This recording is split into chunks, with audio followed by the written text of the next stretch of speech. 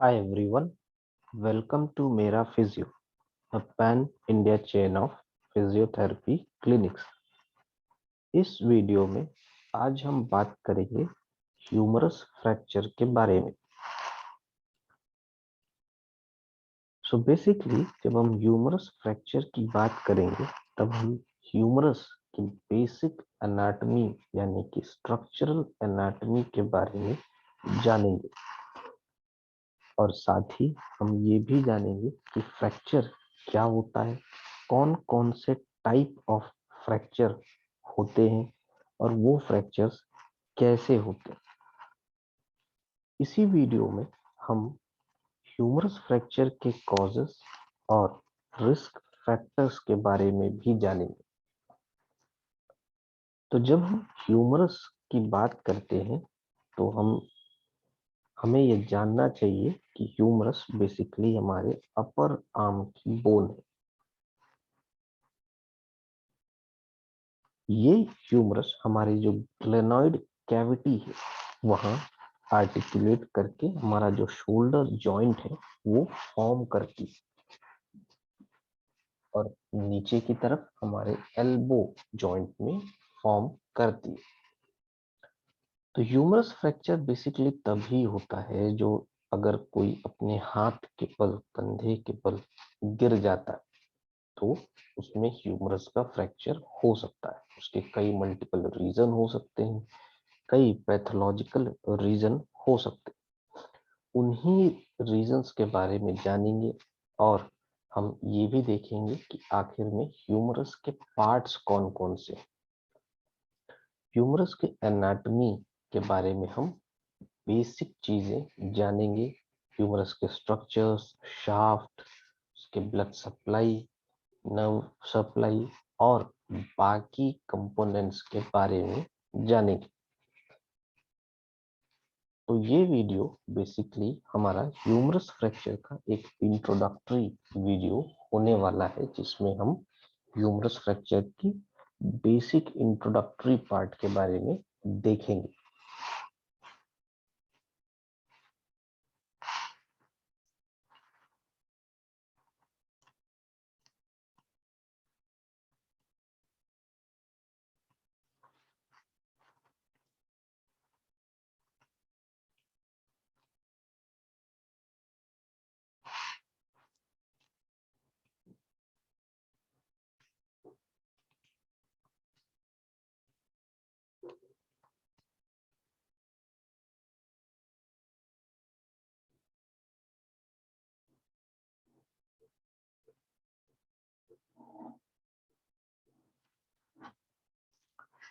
सो जैसे कि हम जानते हैं कि हमारा बॉडी जो है वो अपर लिम्ब और लोअर लिम्ब में डिवाइडेड होती है।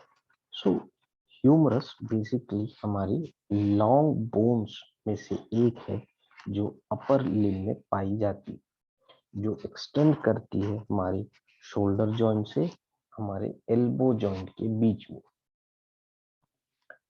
प्रॉक्सिमली यानी कि ऊपर के हिस्से में ह्यूमरस बोन बेसिकली आर्टिकुलेट करती है हमारे ग्लेनॉइड फोसा में,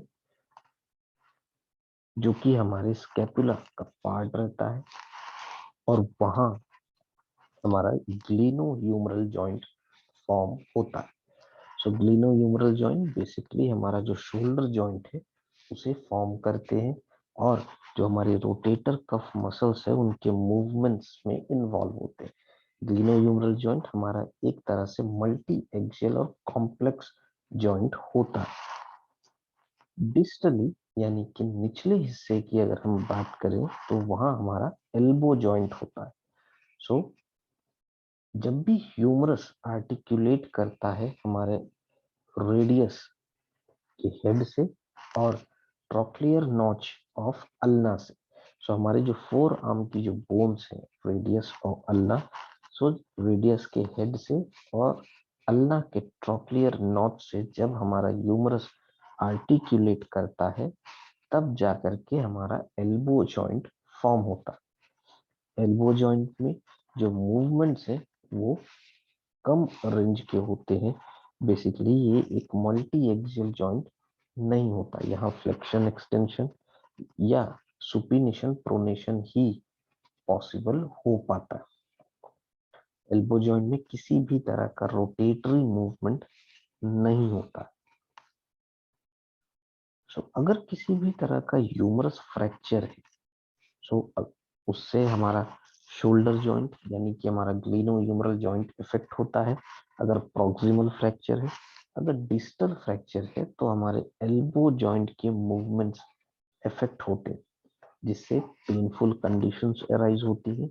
और ऐसे पेनफुल कंडीशंस पेशेंट के लिए कई बार अनबियरेबल भी हो जाती है, जिससे पेशेंट को इमोबिलाइज करना पड़ता है कुछ टाइम के लिए, कुछ ड्यूरेशन के लिए।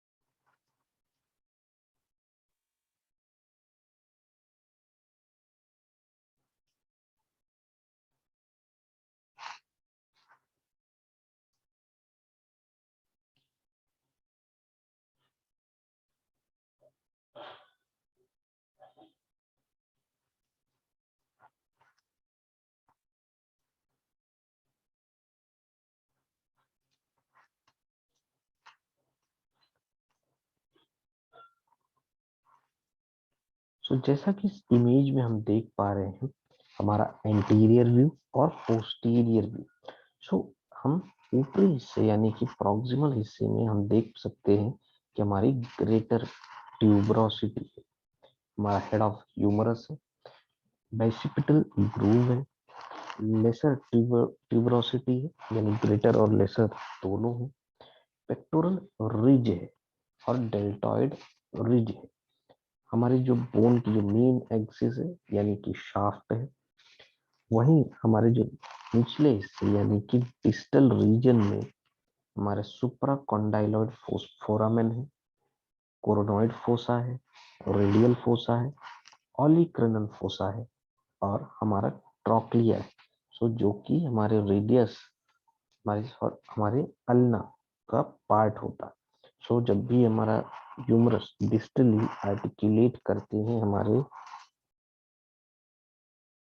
हेड ऑफ रेडियस से और ट्रॉक्लियर नॉच ऑफ अल्ना से, तो वहां पे एल्बो जॉइंट का फॉर्मेशन होता है।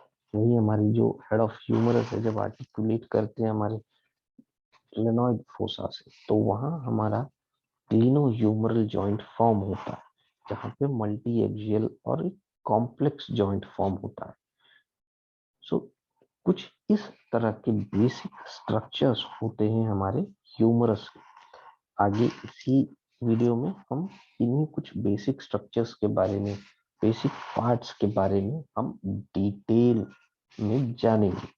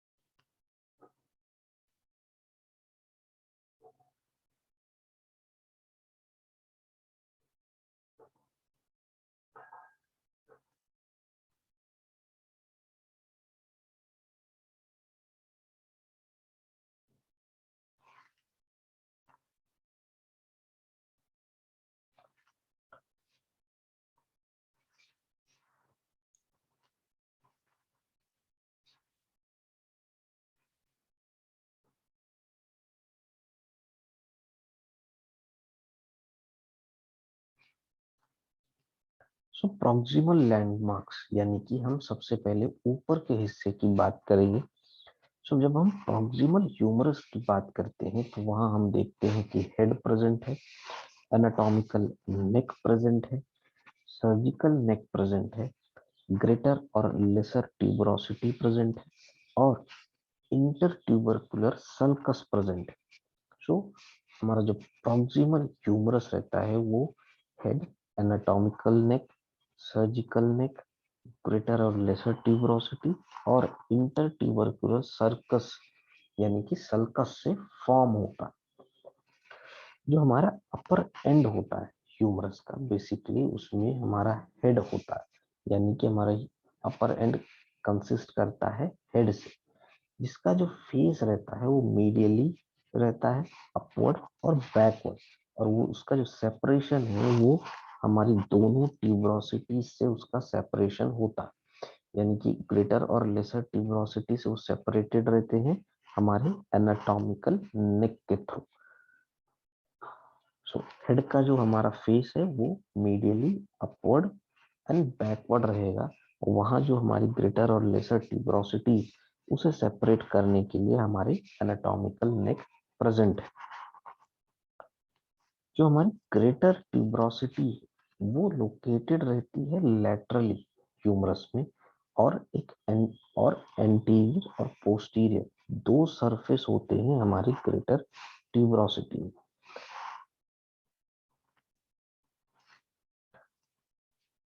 ये बेसिकली हमारे अटैचमेंट्स की तरह काम करते हैं। जैसे कि हम जानते हैं कि हमारे जो रोटेटर कफ मसल्स है, सुप्रास्पाइनेटस, इंफ्रास्पाइनेटस और टेरिस माइनर, सो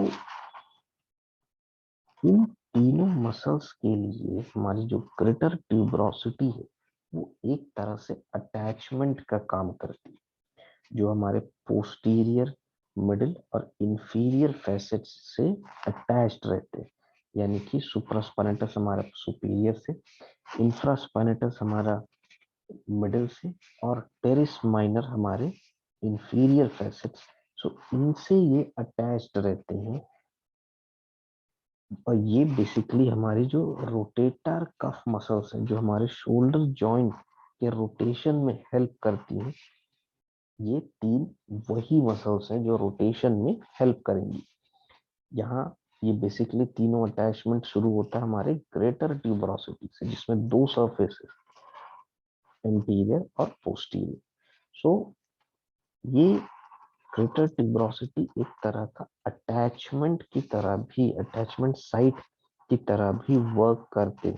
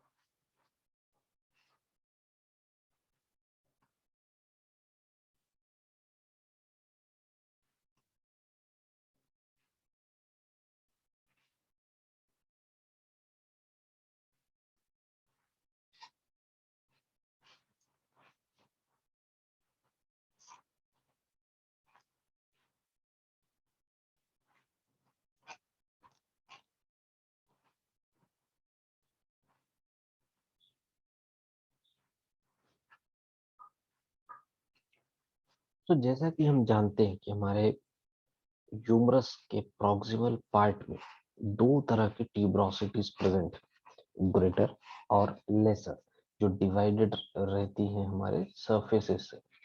सो ग्रेटर ट्यूबरोसिटी के बारे में हमने पिछले स्लाइड में बात की। अब बात करते हैं हम लेसर ट्यूबरोसिटी के बारे में। लेसर ट्यूबरोसिटी ग्रेटर ट्यूबरोसिटी के कंपेयर में छोटी होती है और ये लोकेटेड होती है हमारी मीडियली। वहीं अगर हम ग्रेटर ट्यूबरोसिटी की बात करें तो वो हमारा मीडियली अपवर्ड और बैकवर्ड लोकेटेड रहती है, और हमारे जो लेसर ट्यूबरोसिटी है वो सिर्फ हमारा मीडियली लोकेटेड होती है हमारे बोन में। ग्रेटर ट्यूबरोसिटी में हमने देखा कि दो सरफेसेस है, एंटीरियर और पोस्टीरियर, लेकिन हमारे लेसर ट्यूबरोसिटी में सिर्फ एक सरफेस होता है, एंटीरियर सरफेस। और जैसा हमने देखा पिछले स्लाइड में कि ग्रेटर ट्यूबरोसिटी एक तरह का अटैचमेंट की तरह काम करती है हमारे रोटेटर कफ मसल्स में, बट वो सिर्फ 3 रोटेटर कफ मसल्स को अटैचमेंट का रोल प्ले करती। जो हमारी एक सबस्कैपुलरीज नाम की जो रोटेटर कफ मसल्स है वो बेसिकली फंक्शन करती है जो रोटेशन में, उसका जो अटैचमेंट होता है वो लेसर ट्यूबरोसिटी से होता है। यानी कि लेसर ट्यूबरोसिटी एक तरह से अटैचमेंट सरफेस की तरह काम करते हैं हमारे सबस्कैपुलरीज यानी कि रोटेशन यानी कि रोटेटर कफ मसल्स में।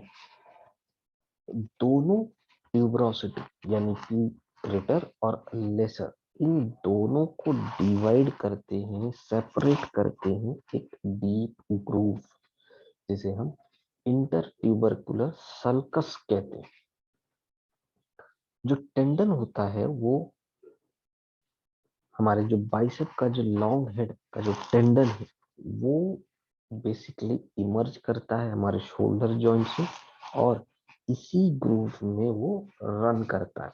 यानी कि हमारा जो बाइसेप ब्रेकियाई का जो लॉन्ग हेड टेंडन है वो हमारे शोल्डर जॉइंट से ओरिजिनेट होकर के हमारे स्टार्ट होकर के बेसिकली रन करता है हमारे ग्रूव में। जो एजेस होते हैं हमारे इंटरट्यूबरकुलर सल्कस के उन्हें हम लिप्स कहते हैं। पेक्टोरलिस मेजर, टेरिस मेजर और लेटिसमस डॉर्साई का जो इंसर्शन है वो इंसर्ट करते हैं हमारे लिप्स ऑफ इंटरट्यूबरकुलर सल्कस में। So, तीनों मेजर मसल्स यानी कि पेक्टोरलिस मेजर, टेरिस मेजर और हमारे लेटिसमस डॉर्साई, इन तीनों का जो इंसर्शन है, जो इंसर्ट होते हैं वो हमारे इंटरट्यूबरकुलर सल्कस में होते हैं, और लिप्स में स्पेसिफिकली होते हैं जो कि एजेस होते हैं हमारे इंटरट्यूबरकुलर सल्कस के।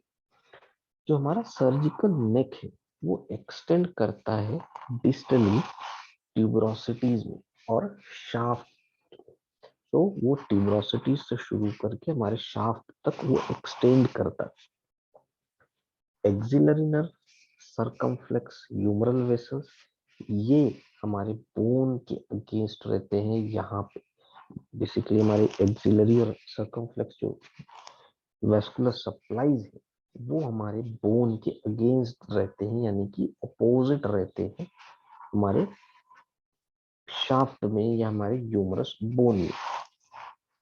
तो बेसिकली हमने देखा कि हम यहाँ पे जो हमारी जो दो ट्यूबरोसिटीज हैं वो डिवाइड करती हैं हमारे, वो डिवाइडेड रहते हैं, सेपरेटेड रहते हैं इंटर ट्यूबरकुलर सल्कस से, और यहीं पर जो एजेस प्रेजेंट होते हैं उन्हें लिप्स कहते हैं, और यहाँ पर ही इंसर्ट होती हैं हमारी पेक्टोरलिस मेजर, टेरिस मेजर और लेटिसमस डॉर्सल।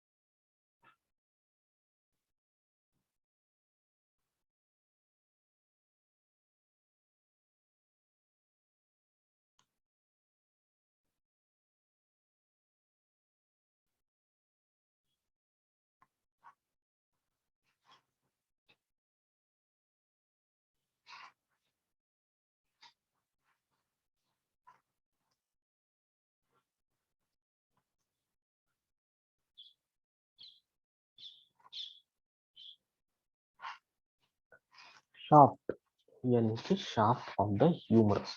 सो हमारे जो ह्यूमरस का जो शाफ्ट है वो बेसिकली अटैचमेंट साइट की तरह काम करता है हमारी सारी मसल्स के लिए। कई सारी मसल्स जो हमारे अटैच्ड होती हैं ह्यूमरस से वो हमारे शाफ्ट से ही अटैच्ड होती हैं। जब हम इसके क्रॉस सेक्शनल व्यू देखते हैं तो हमें वहां पे सर्कुलर, प्रॉक्सिमली और फ्लैटन डिस्टली यानी कि ऊपर से हमें सर्कुलर शेप और नीचे से हमें फ्लैटन शेप, फ्लैट शेप देखने को मिलता। जो और यहीं पे कई मल्टीपल मसल ग्रुप्स अटैच्ड होती। लेटरल साइड से हम देखते हैं तो ह्यूमरल शाफ्ट जो रहता है वो हमारा एक रफ सरफेस रहता है जहां हमारी डेल्टॉइड मसल्स अटैच होती हैं। इसीलिए ये जो हमारा लेटरल शाफ्ट रहता है उसे हम डेल्टॉइड ट्यूबरोसिटी कहते हैं।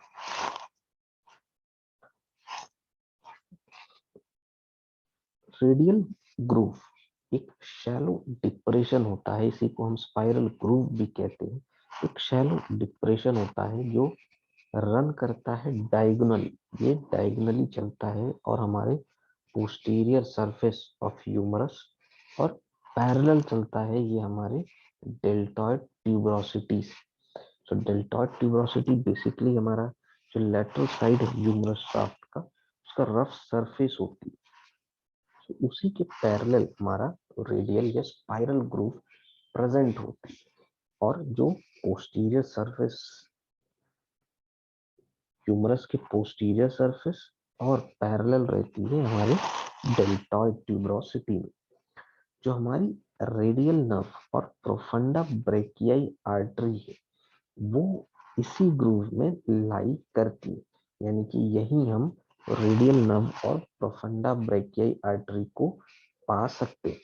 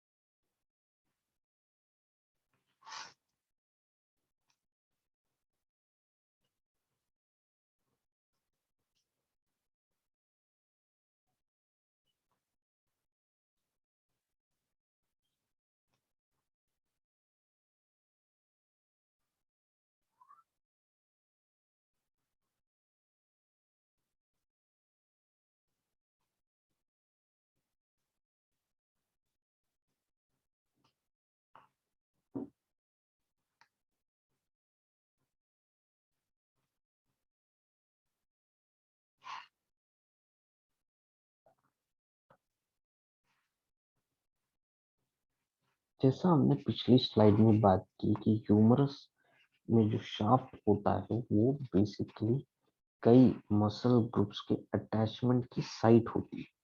तो अब देखते हैं कि एंटीरियरली और पोस्टीरियरली कौन कौन सी ऐसी मसल्स हैं जो यहाँ अटैच्ड रहती हैं। सो एंटीरियरली अगर हम बात करें तो कोरेको ब्रैकियलिस, डेल्टॉइड ब्रैकियलिस और ब्रैकियोरेडियलिस, ये बेसिकली हमारी एंटीरियरली अटैच्ड रहती हैं शाफ्ट से।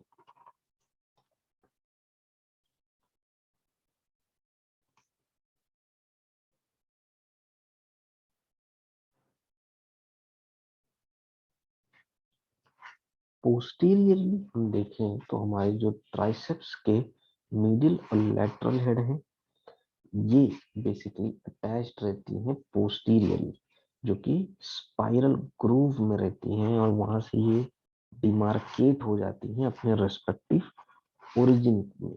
सो जैसा कि इस इमेज में भी देख सकते हैं कि हमारी कोरेकोब्रैकियलिस, हमारी डेल्टॉइड, हमारी ब्रैकियलिस, ब्रैकियोरेडियलिस, ये हमारी एंटीरियरली अटैच्ड होती है हमारे शाफ्ट से। और हमारे जो पोस्टीरियरली अटैच होने वाली जो मसल्स हैं वो बेसिकली हमारे ट्राइसेप्स हेड की, हमारी ट्राइसेप्स की मीडियल और लैटरल हेड हमारे पोस्टीरियरली अटैच्ड रहती है।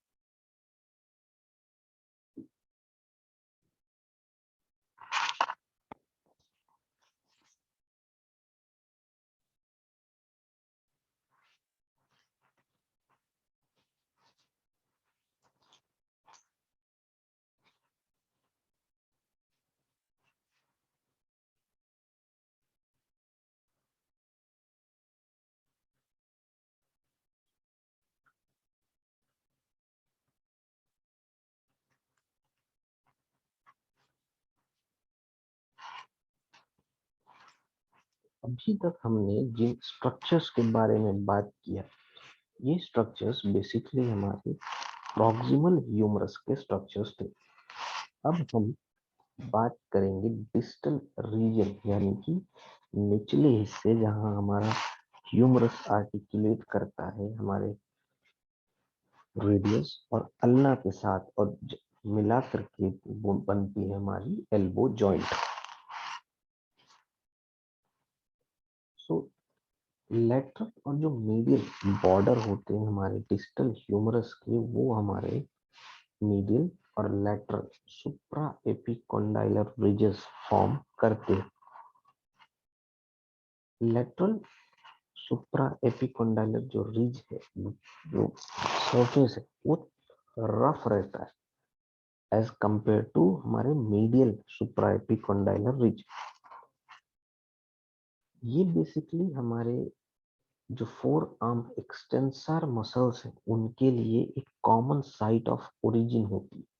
यानी हमारी जो सुप्रा एपिकोंडाइलर रिज है, यहाँ से हमारी जो फोर आर्म एक्सटेंसर मसल्स हैं वो ओरिजिनेट होती।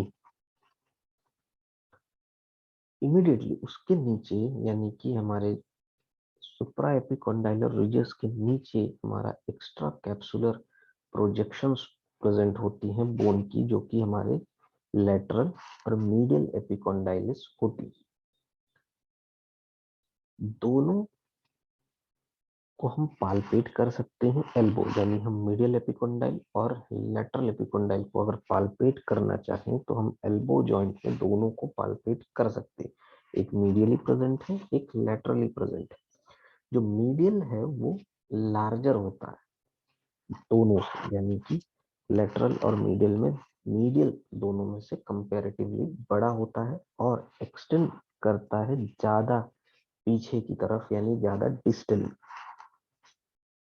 जो हमारा अल्नर नर्व है वो इसी ग्रूव से पास होती है और हमारे मीडियल एपिकोंडाइल में रहती है, यानी कि वहां उसे पाल्पेट कर सकते हैं। हम अल्नर नर्व को अगर हम उसके पैसेज को देखें तो वो बेसिकली हमारे पोस्टीरियर एस्पेक्ट, जो हमारा मीडियल एपिकोंडाइल का पोस्टीरियर एस्पेक्ट है वो बेसिकली वहां पे रन करती है।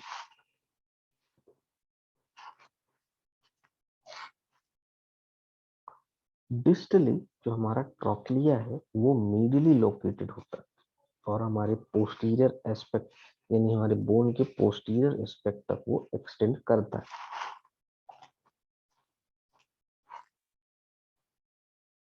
हमारे जो ट्रॉक्लिया है उसके लेटरल एस्पेक्ट में कैपिटुलम प्रेजेंट है जो आर्टिक्यूलेट करता है रेडियस के साथ।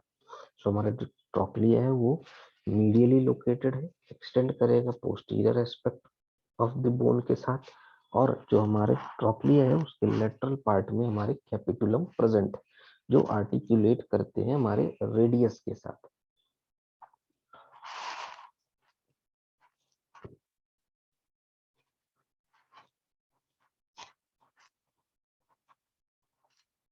डिस्टल पोर्शन में ही हमारे तीन बेसिक डिप्रेशंस प्रेजेंट होते हैं जिन्हें हम कोरोनॉइड, रेडियल और ओलिक्रनल फोसा कहते हैं।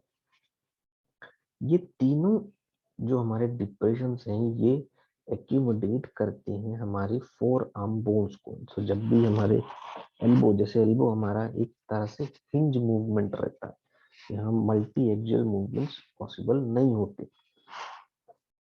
तो जब भी हमारे एल्बो में फ्लेक्शन या एक्सटेंशन का मूवमेंट होता है तो हमारी फोर आर्म्स को एक्यूमुलेट करते हैं हमारी ये तीनों डिप्रेशन जो कि कोरोनॉइड, रेडियल और ओलिक्रनल फोसा होते हैं।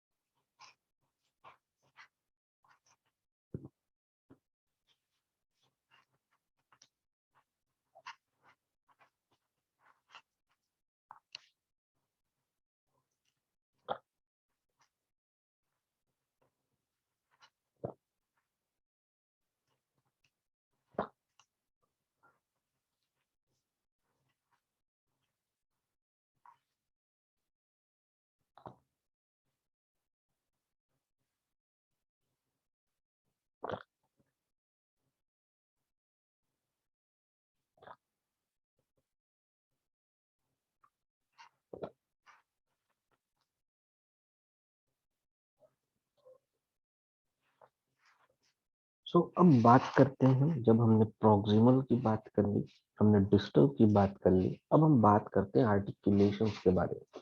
आर्टिकुलेशंस का बेसिक मतलब होता है जब बोन्स मिल करके जॉइंट बनाए। तो प्रॉक्सिमल रीजन में जैसा हम जानते हैं कि पहले ही हमने देखा कि हमारे जो ग्लेनोइड फोसा है वहां आर्टिकुलेट करती है हमारी ह्यूमरस। हमारा जो ह्यूमरस हेड है वो आर्टिकुलेट करता है और एक ball and socket joint form करता है जिसे हम ग्लिनो ह्यूमरल जॉइंट कहते हैं या शोल्डर जॉइंट कहते हैं। डिस्टली यानी कि निचले हिस्से में नीचे की तरफ हमारा एल्बो जॉइंट फॉर्म होता है जहाँ पे हमारा जो ह्यूमरस का जो कैपिटुलम है वो आर्टिकुलेट करता है हमारा हेड ऑफ द रेडियस से। सो हमारे जो फोर आर्म्स की दोनों बोन है, रेडियस और अल्ना, सो इन दोनों के साथ नीचे आर्टिकुलेशन होता है हमारे ह्यूमरस का।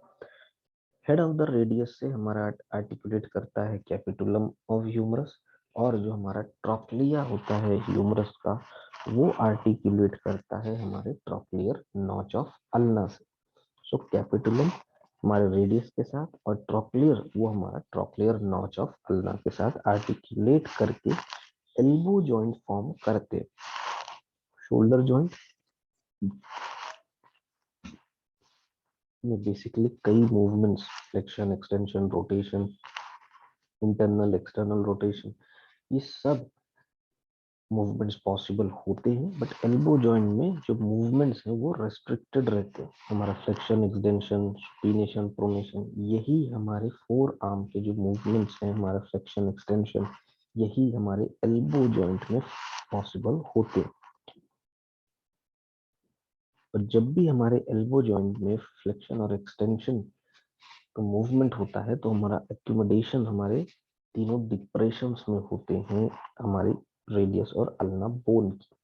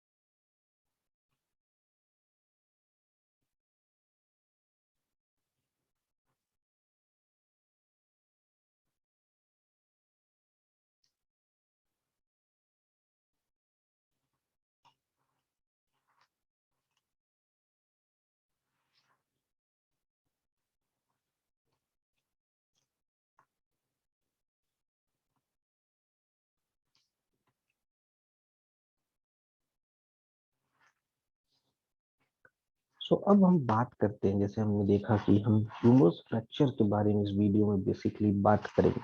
सो हम अब बात करते हैं फ्रैक्चर के बारे में कि बेसिकली फ्रैक्चर क्या होता है। तो जैसा हम ह्यूमरस फ्रैक्चर के बारे में बात कर रहे थे, तो जब भी अगर बोन फ्रैक्चर हो तो उसमें बेसिकली हमारे जो बोन की कंटिन्यूटी होती है वो ब्रेक हो जाती है। सो अगर हमारे ह्यूमरस बोन की कंटिन्यूटी में ब्रेक होता है तो हम उसे ह्यूमरस फ्रैक्चर कहेंगे। सपोज हमारे फीमर बोन की कंटिन्यूटी में ब्रेक होती है तो हम उसे फीमर फ्रैक्चर कहते हैं। मैक्सिमम परसेंटेज ये देखा जाता है कि जो बोन फ्रैक्चर होता है वो किसी हाई फोर्स, इम्पैक्ट या स्ट्रेस के कारण होता है। लेकिन कई बार ये भी देखने को मिलता है कि कई मल्टीपल मेडिकल कंडीशंस के कारण, जिससे हमारी पैथोलॉजिकल कंडीशंस, उन पैथोलॉजिकल कंडीशंस के कारण जैसे कि ऑस्टियोपोरोसिस है या कोई भी कैंसर है, तो उनके कारण बोन की वीकनिंग हो जाती है। और जो हमारे मेडिकल कंडीशंस है उनके कारण बोन की हमारी वीकनिंग हो जाती है। जैसे ऑस्टियोपोरोसिस में, सो हमारी जो बोन मिनरल डेंसिटी है वो कम हो जाती है। उस कम बोन मिनरल डेंसिटी के कारण बोन्स बहुत ही वीक और फ्रेजाइल हो जाती है। इस ये फ्रेजाइल और वीक बोन में जब भी कोई एक्सेसिव स्ट्रेस पड़ता है, हाई इम्पैक्ट का फोर्स लगता है, तो ये बोन्स की कंटिन्यूटी में ब्रेक हो जाती है या हमारा फ्रैक्चर हो जाता है।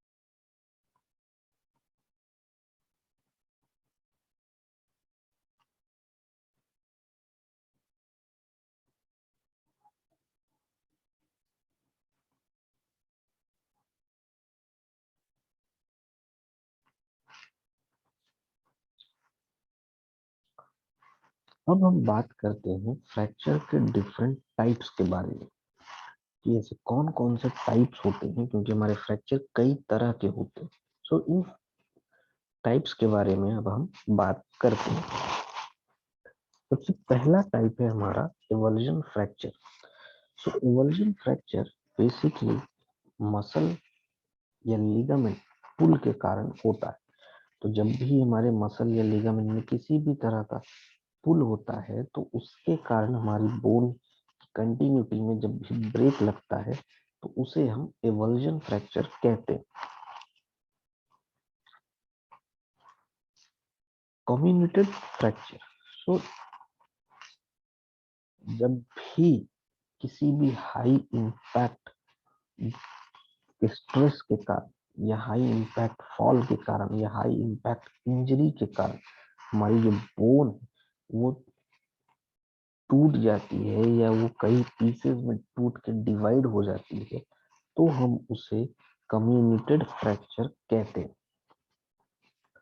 ग्रीन स्टिक फ्रैक्चर, बोन हमारी पार्टली फ्रैक्चर एक साइड से और दूसरे साइड से ब्रेक ना हो कंप्लीटली, जिससे जो हमारी जो बाकी बोन है वो बेंड हो जाए, यानी कि एक पार्ट से या एक साइड से हमारी बोन फ्रैक्चर हो रही है बट दूसरे साइड से फ्रैक्चर या ब्रेक कंप्लीट नहीं है, जिसके कारण जो स्ट्रेस लगने के कारण हमारी जो बोन है वो अगर बेंड हो जा रही है दूसरे साइड में, तो हम उसे ग्रीन स्टिक फ्रैक्चर कहते हैं।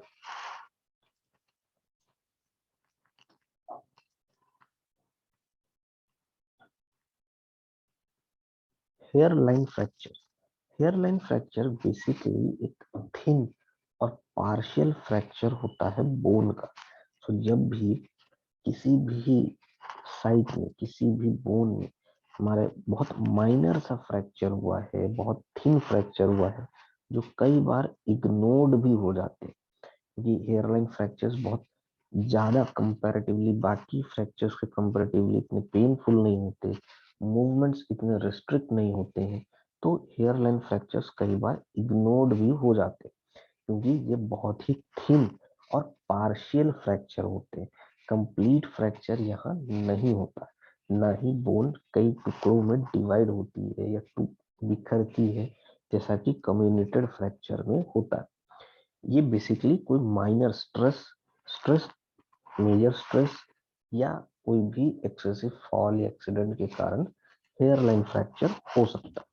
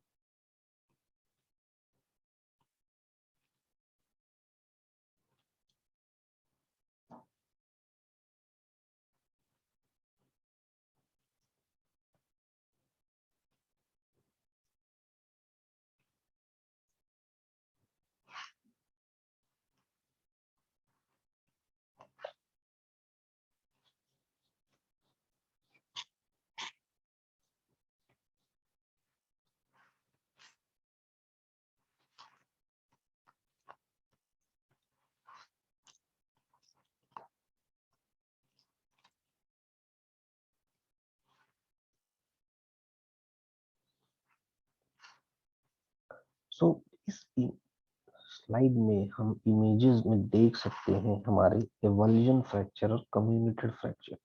तो जब भी कोई मसल पुल या लिगामेंट पुल के कारण बोन फ्रैक्चर होती है तो हम उसे एवल्जन फ्रैक्चर कहते हैं। जब भी बोन डिफरेंट पार्ट्स में ब्रेक हो जाती है, कई सेगमेंट्स में ब्रेक हो जाती है क्योंकि बहुत हाई इम्पैक्ट का फोर्स लगता है या बहुत हाई हाइट से फॉल होता है पर्सन, सो उसके कारण जब बोन मल्टीपल सेगमेंट्स में ब्रेक हो जाती है तो हम उसे कम्युनिकेटेड फ्रैक्चर कहते हैं।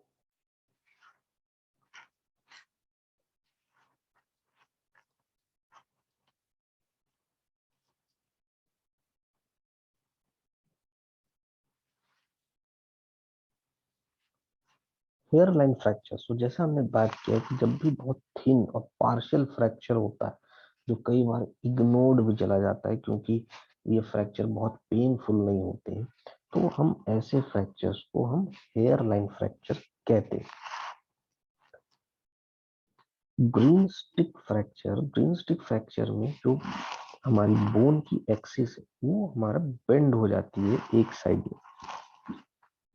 ये बेसिकली हमारे बेंडिंग फोर्स के कारण होता है। इसमें बोन एक साइड से फ्रैक्चर होती है पार्शियली, वो भी कंप्लीटली नहीं, और जो दूसरे साइड से है वो बोन बेंड हो जाती है। इसी फ्रैक्चर को हम ग्रीन स्टिक फ्रैक्चर कहते हैं।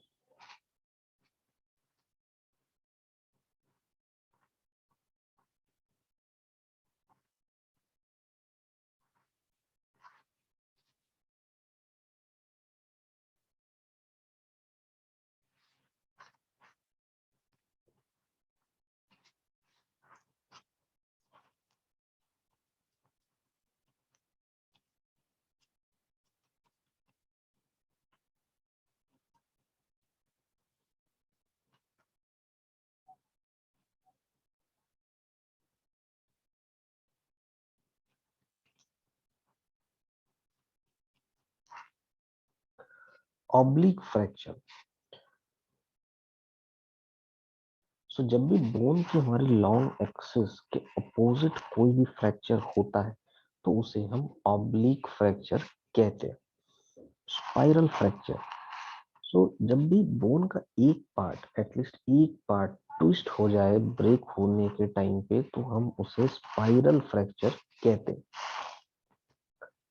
स्ट्रेस फ्रैक्चर, स्ट्रेस फ्रैक्चर जैसा हम जानते हैं नाम से ही इंडिकेट कर रहा है कि ये रिपीटेड स्ट्रेस या स्ट्रेन के कारण बोन जब फ्रैक्चर होती है तो हम उसे स्ट्रेस फ्रैक्चर्स कहते हैं। ये बेसिकली हम ज्यादातर हमें स्पोर्ट्स पर्सन और एथलीट्स में देखने को मिलती।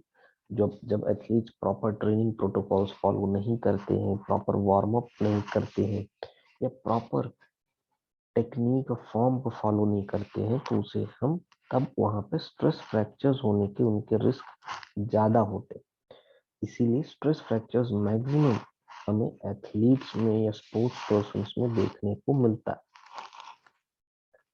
ट्रांसवर्स फ्रैक्चर, ट्रांसवर्स फ्रैक्चर में बेसिकली जब एक स्ट्रेट ब्रेक होता है अक्रॉस द बोन, यानी कि बोन के बीचों बीच अक्रॉस में जब भी बोन ब्रेक होती है तो उसे हम ट्रांसवर्स फ्रैक्चर कहते हैं।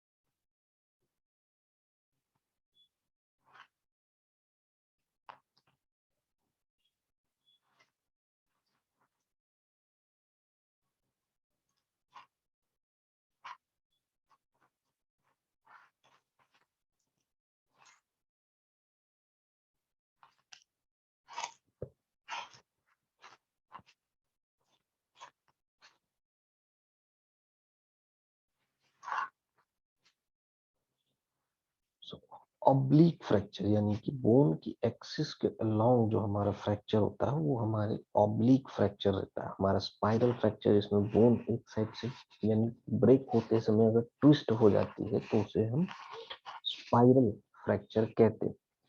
स्ट्रेस फ्रैक्चर्स जो कि मेजॉरिटी ऑफ एथलीट्स में देखने को मिलता है, जिसमें बोन में एक्सेसिव स्ट्रेस पड़ने के कारण, पुअर फुटवेयर के कारण, पुअर ट्रेनिंग मेथड्स के कारण, जब भी बोन में एक्सेसिव स्ट्रेस पड़ता है तो उसके कारण जो फ्रैक्चर होता है वो स्ट्रेस फ्रैक्चर्स कहलाते हैं।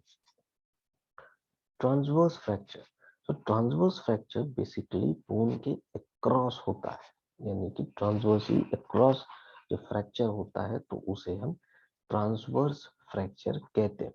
सबसे कॉमन जो फ्रैक्चर देखने को मिलता है वो है हमारा स्ट्रेस फ्रैक्चर्स, जो कि एथलीट्स में होता है।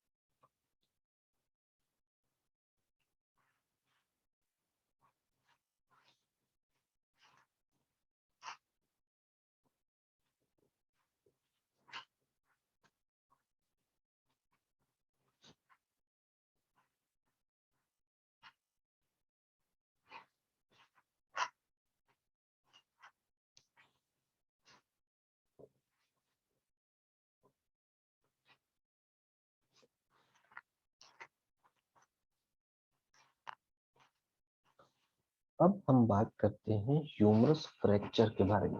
हमने ह्यूमरस की एनाटॉमी के बारे में जाना, हमने ह्यूमरस के प्रॉक्सिमल और डिस्टल पार्ट्स के बारे में जाना, वहां प्रेजेंट डिफरेंट स्ट्रक्चर्स के बारे में जाना।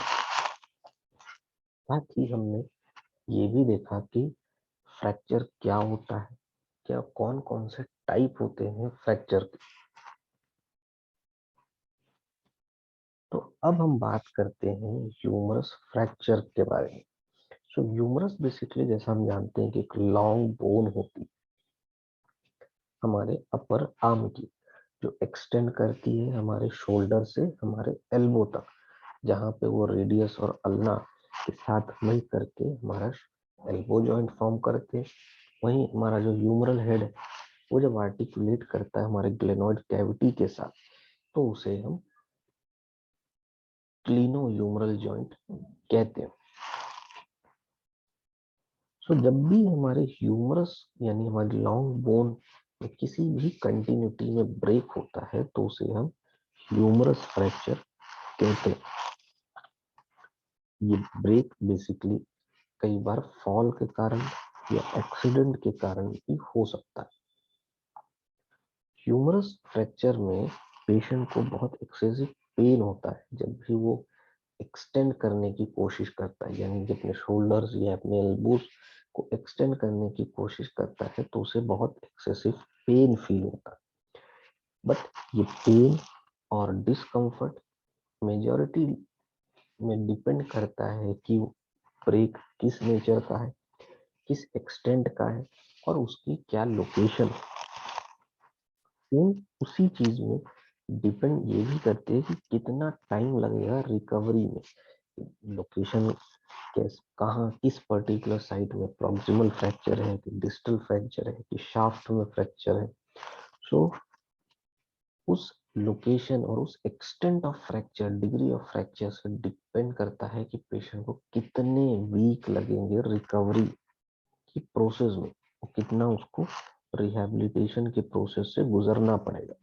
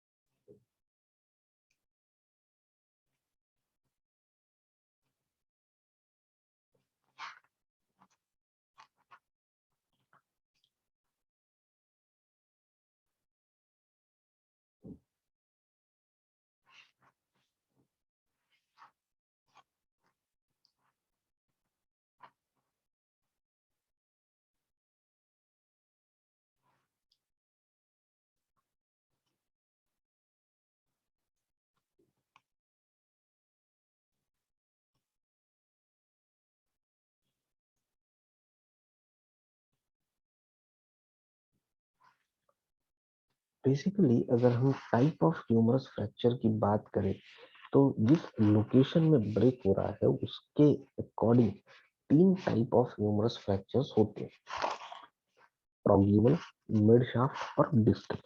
सो प्रॉक्सिमल ह्यूमरस फ्रैक्चर में ब्रेक जो होता है वो अपर पार्ट ऑफ ह्यूमरस में होता है, यानी कि हमारे शोल्डर्स के नियर अराउंड।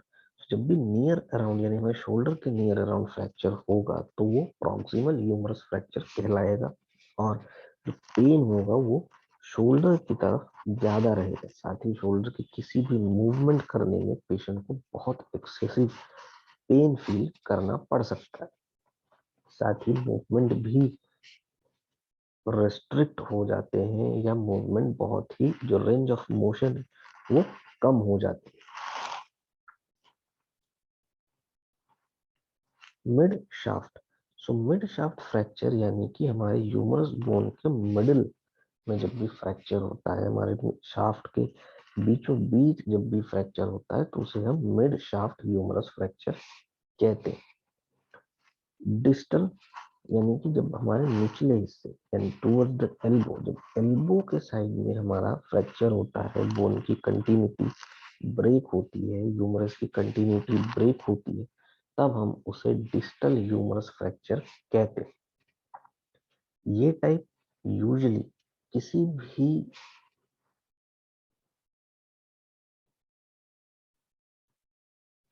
कॉम्प्लेक्स इंजरी जैसी ही रहती है कि ये हमारे जब भी एल्बो में किसी तरह की कॉम्प्लेक्स इंजरी हो रही है तो उसी के टाइप की तरह ही हमारे डिस्टल ह्यूमरस फ्रैक्चर भी होता है,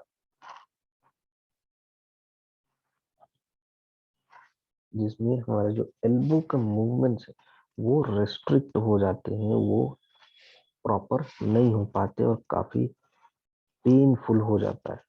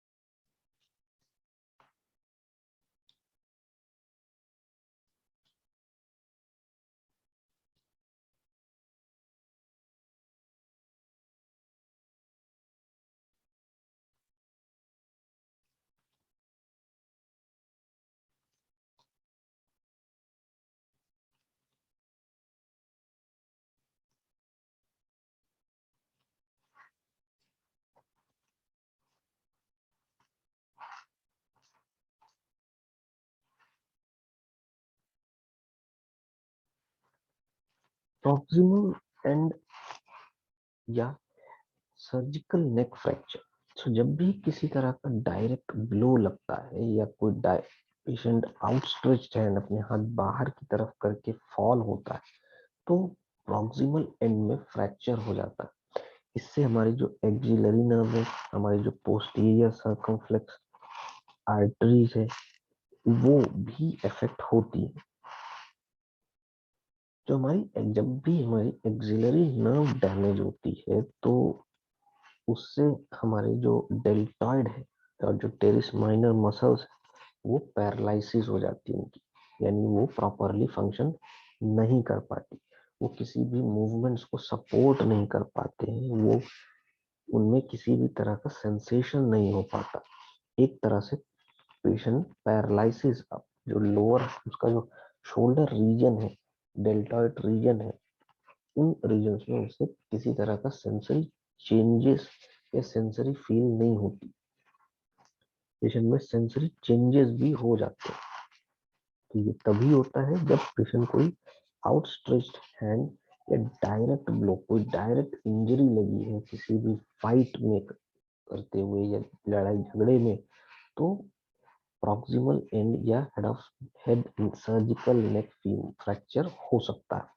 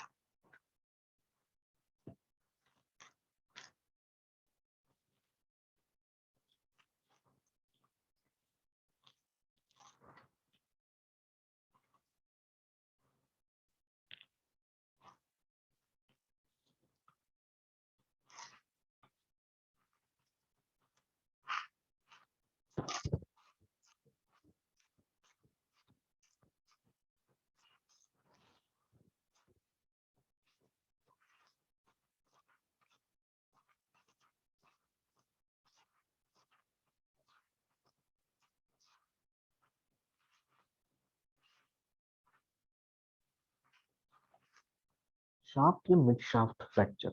सो ये फ्रैक्चर बेसिकली हमारे जो ह्यूमरस बोन है इसके बीचों बीच होती है, यानी कि हमारे शाफ्ट फ्रैक्चर्स में होती है,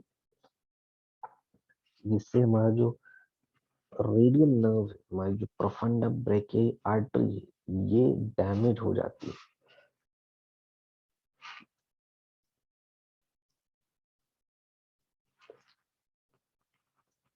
जब भी रेडियल नर्व या प्रोफंडा ब्रेके आर्टरी इनका डैमेज होता है तो सेंसरी चेंजेस देखने को मिलते हैं।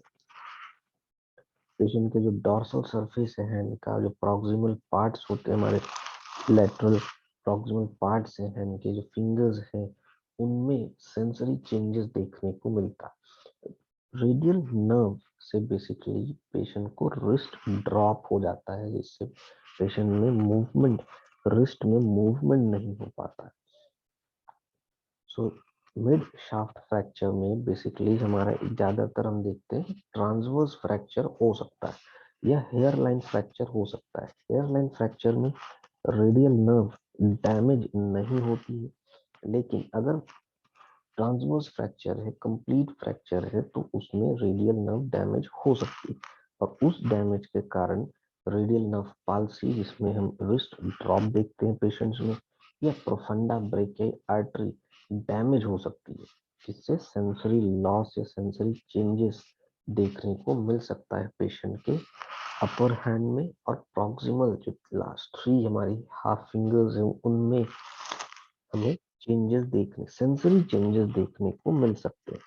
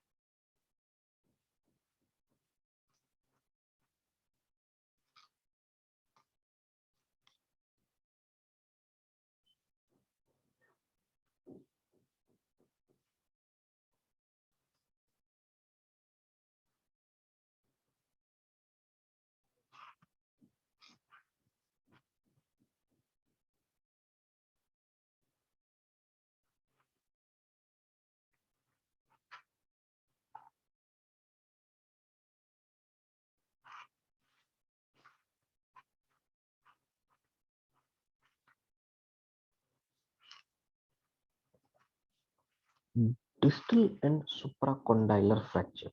सो ये फ्रैक्चर बेसिकली हमारा जस्ट एबव एल्बो जॉइंट होता है, यानी कि हमारे कॉन्डाइल्स में जो फ्रैक्चर है, जो हमारे लेटरल और मीडियल कॉन्डाइल्स है हमारे एल्बो जॉइंट के, उनके ऊपर जस्ट जो हमारा फ्रैक्चर होता है उसे हम सुप्राकॉन्डाइलर फ्रैक्चर कहते हैं। ये एक तरह का डिस्टल ह्यूमरस फ्रैक्चर है और इस फ्रैक्चर के कारण जो ब्रैकियल आर्टरी है और एंटीरियर इंट्रोशियस नर्व है, इनका फ्रैक्चर या इनका डैमेज हो सकता है। तो जब भी एंटीरियर इंट्रोशियस नर्व का डैमेज होता है तो इससे रिजल्ट होते हैं हमारे वोल्कमैन इस्केमिक कॉन्ट्रैक्चर, यानी कि BIC। तो वोल्कमैन इस्केमिक कॉन्ट्रैक्चर हमेशा जो हमारे anterior interosseous artery, anterior interosseous nerve और ब्रैकियल आर्टरी, जब इनमें डैमेज होता है इसके कारण वहां पे हमारा इस्कीमिया होता है, ब्लड सप्लाई कम हो जाती है या रुक जाती है, तो तब जो कंडीशन अराइज होती उसे हम वॉक्समैन इस्केमिक कॉन्ट्रैक्चर कहते हैं।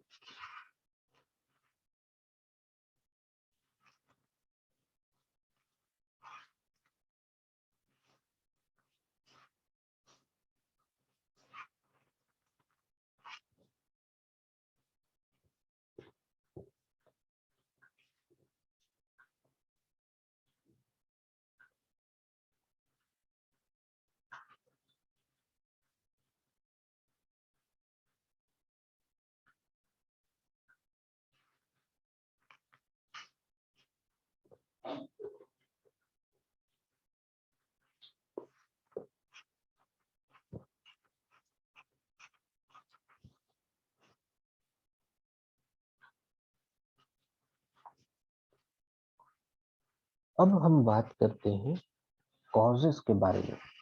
तो अभी तक हमने देखा बेसिक ह्यूमरस फ्रैक्चर के टाइप्स के बारे में, जिसमें हमने प्रॉक्सिमल, डिस्टल और मिड शाफ्ट फ्रैक्चर के बारे में देखा। हमने बात किया फ्रैक्चर के डिफरेंट टाइप्स के बारे में। हमने ह्यूमरस के एनाटॉमिकल स्ट्रक्चर और पार्ट्स के बारे में बात की। अब हम बात करते हैं कॉजेस के बारे में।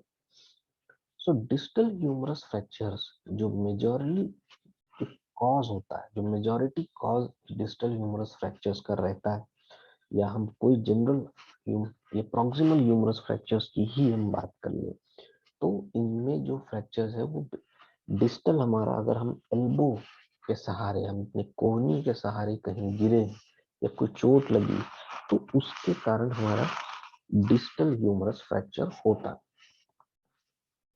जब भी कोई डायरेक्ट ब्लो या कोई कोलिजन हुआ है, व्हीकल का कोलिजन हुआ है, डैशबोर्ड, किसी भी तरह के डैशबोर्ड कोलिजन हुआ है, तो उसके कारण से जब भी डायरेक्ट ब्लो लगता है हमारे एल्बो में, तो उसे हम डिस्टल ह्यूमरस फ्रैक्चर कहते हैं, या इससे हमारा जो फ्रैक्चर जो होता है वो हमारा डिस्टल ह्यूमरस फ्रैक्चर होता है।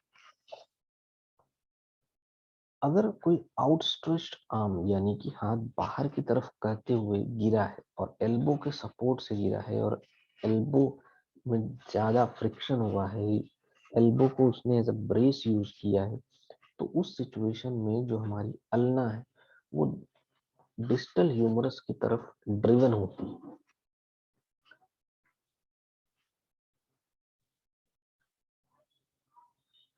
जो कि अल्ना, जो कि हमारी एक फोर आर्म बोन, सो ये हमारे डिस्टल ह्यूमरस की तरफ ड्रिवन होती है, और इससे हमारे जो ब्रेक ब्रेक होती है, इससे हमारा जो ह्यूमरस है वो फ्रैक्चर हो सकते हैं डिस्टली। डिस्टल ह्यूमरस फ्रैक्चर कई बार वीक या इनसफिशिएंट बोन के कारण भी होता है। अगर हमारी बोन्स वीक है, जैसे कि ऑस्टियोपोरोसिस। सो ऑस्टियोपोरोसिस एक ऐसी कंडीशन है जिसमें हमारी जो बोन मिनरल डेंसिटी होती है वो बहुत कम हो जाती है। ओल्डर पेशेंट्स में ये ज्यादा देखने को मिलती है। सो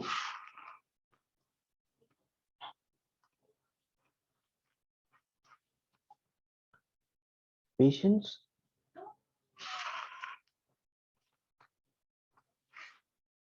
जिन पेशेंट्स में ऑस्टियोपोरोसिस पहले से ही है, तो उन पेशेंट्स में फ्रैक्चर का जो रिस्क होता है वो ज्यादा होता है, क्योंकि अगर वो किसी भी तरह का उनमें माइनर फॉल हुआ है, तो उस माइनर फॉल के कारण भी उनमें फ्रैक्चर हो सकता है।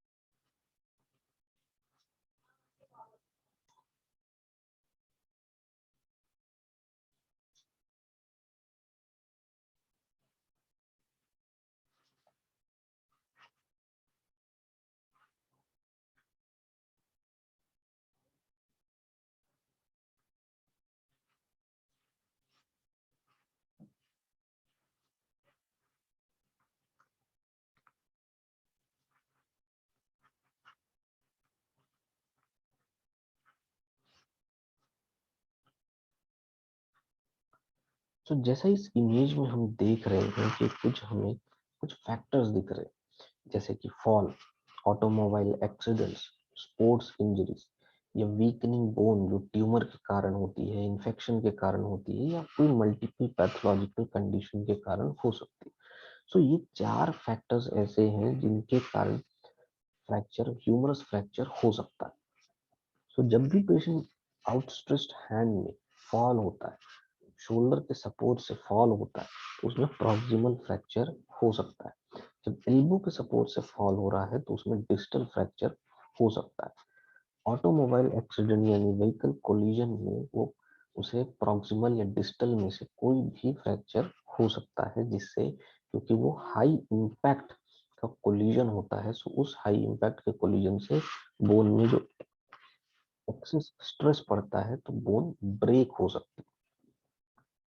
Sports injury, so poor training या पुअर कंडीशनिंग या पुअर फॉर्म या टेक्निक के कारण होने वाली जो इंजरीज होती है स्पोर्ट्स में, उनमें से फ्रैक्चर एक बहुत ही common injury. So sports injuries में फ्रैक्चर देखने को ज्यादा मिलता।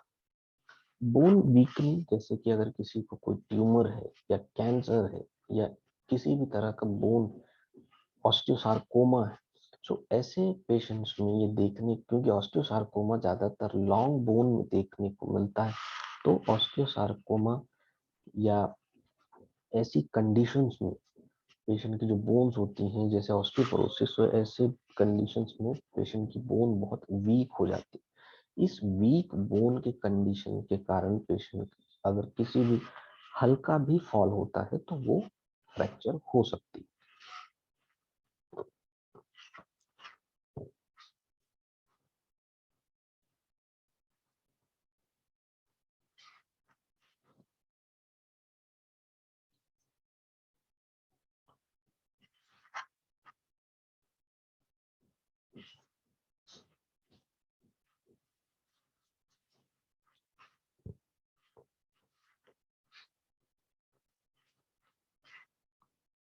कॉजेस के बाद अब हम बात करते हैं रिस्क फैक्टर्स के बारे में। तो सबसे पहला रिस्क फैक्टर है हमारा फॉल्स।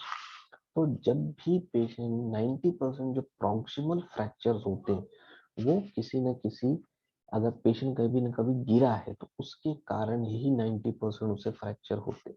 अगर वो आउटस्ट्रेच्ड हैंड में गिरा है या आउटस्ट्रेच्ड आर्म में गिरा है तो उसमें ये फ्रैक्चर ज्यादा देखने को मिलते हैं।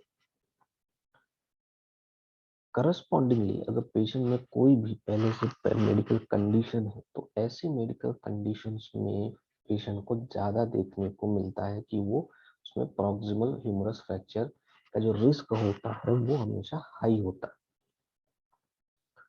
है। एज, 70% पीपल में देखा जाता है कि प्रॉक्सिमल ह्यूमरस फ्रैक्चर्स 60 इयर्स या उससे ऊपर के लोगों में ज्यादा देखने को मिलता है, क्योंकि तब बोन की भी वीकनिंग होती है और वीक बोन के कारण बोन्स उतना स्ट्रेस सह नहीं पाते हैं, जिससे बोन्स इजीली ब्रेक हो जाती है।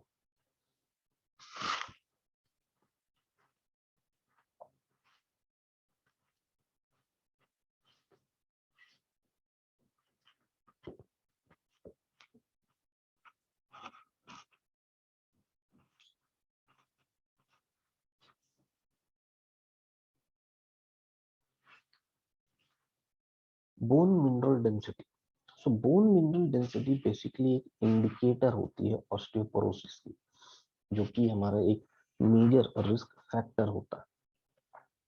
तो जब भी बोन मिनरल डेंसिटी पेशेंट की कम है या पेशेंट ऑस्टियोपोरोटिक है या ऑस्टियोपोरोटिक ड्रग्स के अंदर है कई लंबे टाइम से, प्रोलॉन्ग टाइम से, तो उसमें रिस्क ज्यादा होता है, क्योंकि जब भी बोन मिनरल डेंसिटी कम होती है तो पेशेंट की बोन बहुत वीक हो जाती है। उस वीक बोन में किसी भी तरह का अगर माइनर स्ट्रेस भी पड़ता है या पेशेंट हल्का सा भी स्लिप करता है तो उसमें फ्रैक्चर होने का जो रिस्क है वो बढ़ जाता है। जैसे हम ऑस्टियोपोरोसिस की बात करें तो उसमें पेशेंट जो है, पेशेंट की बोन्स बहुत वीक हो जाती है, बहुत ब्रिटल हो जाती है, और एक माइनर सा स्ट्रेस या माइनर से स्ट्रेन के कारण भी या कफ कई बार इतनी वीक होती है कि कफिंग के कारण भी, खांसी करने के कारण भी पेशेंट की जो बोन है वो बेंड हो सकती है या फ्रैक्चर हो सकती है।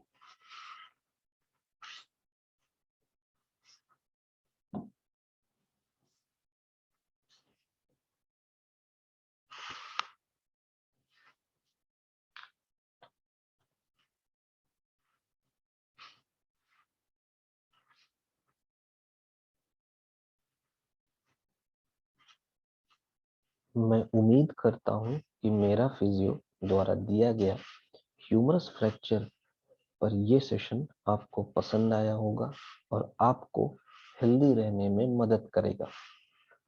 इसी के साथ ये वीडियो यहीं पर समाप्त करते हैं। धन्यवाद।